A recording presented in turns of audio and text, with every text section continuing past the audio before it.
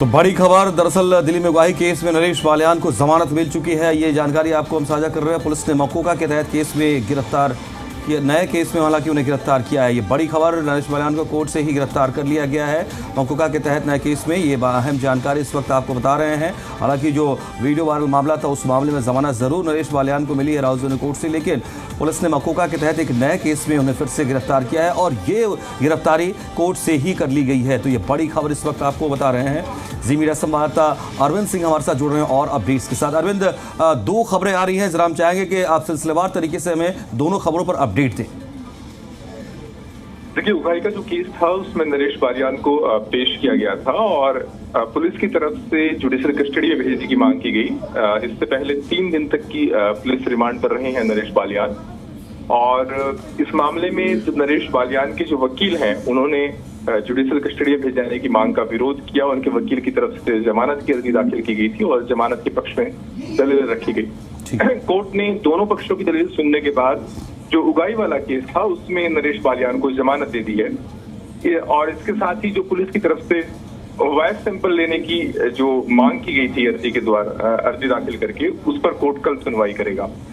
लेकिन पुलिस की तरफ से एक नई अर्जी भी दाखिल की गई थी जिसका कि मकोका के तहत एक नया केस दर्ज किया गया है नरेश बालियान के खिलाफ और उस केस में भी नरेश बालियान की गिरफ्तारी की इजाजत वो चाहते हैं।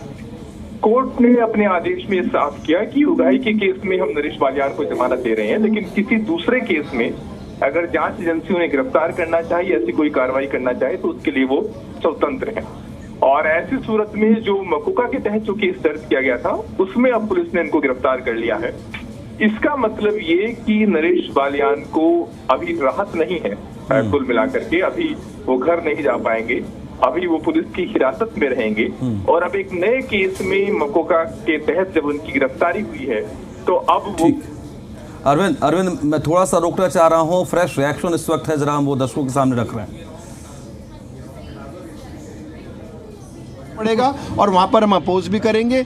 जरूरी नहीं है कि उनके कहने से मौका लग जाएगा, हो सकता है कोर्ट ही कह दे कि नहीं ये कैसे बनता है, ये प्रोविजंस आते हैं ना। तो ये जरूरी नहीं है उनके सिर्फ कहने मात्र से नहीं होगा।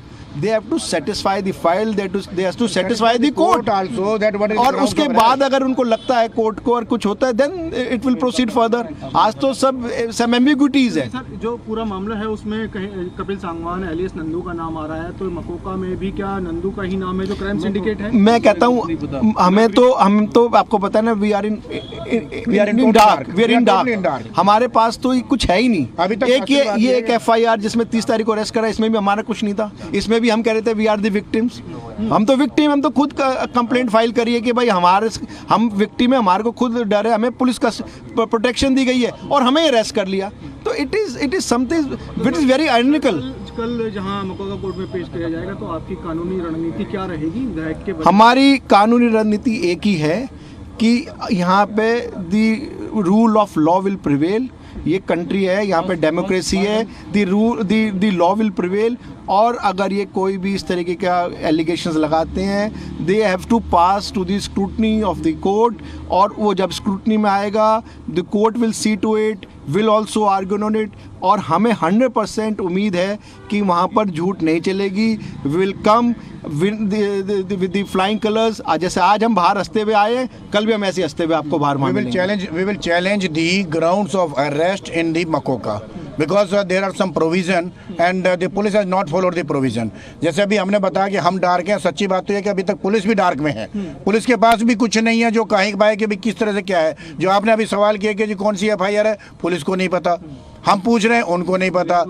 इवन वी कैन से जैसे भी बताया, प्लान और प्लांटेड चल रहा है। आज ले जाओ, कल देखें कुछ बना देंगे, कहीं कोई FIR ला देंगे। ये तो ये है कि हर कदम पे नया इनको सोचना पड़ता है। FIR होती है वो कॉम्पिटेंट ऑफिसर के सैंक्शन के बाद होती है, जो जॉइंट CP होते हैं। जी, तो मकोका की FIR करना इतना आसान नहीं है। तो जो कानूनी शिकंजा बहुत टाइट है हमारे खिलाफ ऑलरेडी वो मैं आपको बता रहा हूँ।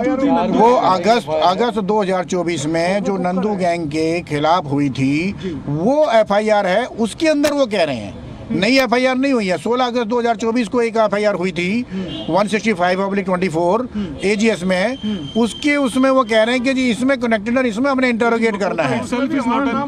मकोका अपने आप में तो बड़ी खबर है, राजधानी कोर्ट ने जो उगाही मामले में जमानत दी है, लेकिन मकोका के तहत जो केस याचिका फाइल की गई उस मामले में फिर से गिरफ्तारी कोर्ट से हो गई है। लेकिन वकीलों का कहना है कि नरेश बालियान की तरफ से कि हम इस याचिका को भी चुनौती देंगे और बिना आरोप साबित हुए आखिर कैसे ये संभव हो सकता है।